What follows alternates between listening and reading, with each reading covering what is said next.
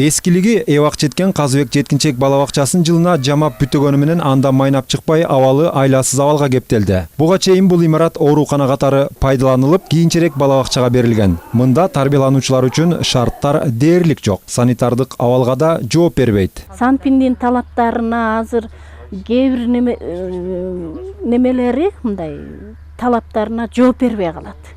Тардыгы айрыкча өтө тардыгынан жооп бере албай калат.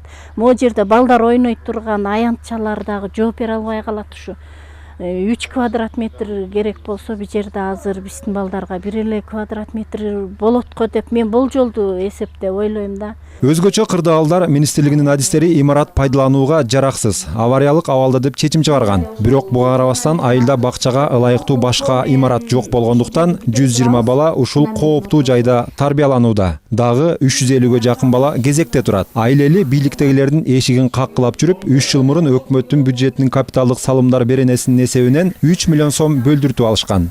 Жогору жактан бир жылыш болбой атат да, биз тарапка ушу 21 миллионго тендер жүрүп өтүлдү эле.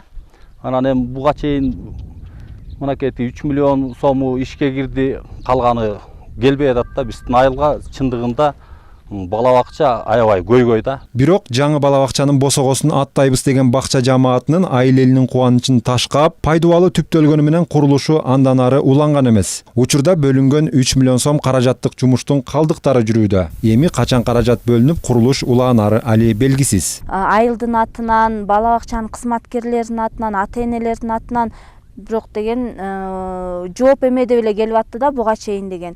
Эч кандай тиги бюджетте деген акча тартыштыгына байланыштуу азыр токтоп турат депчи. Анан быйылкы жылдын ушул июль айында буюрса каралат деп кат келген бизге.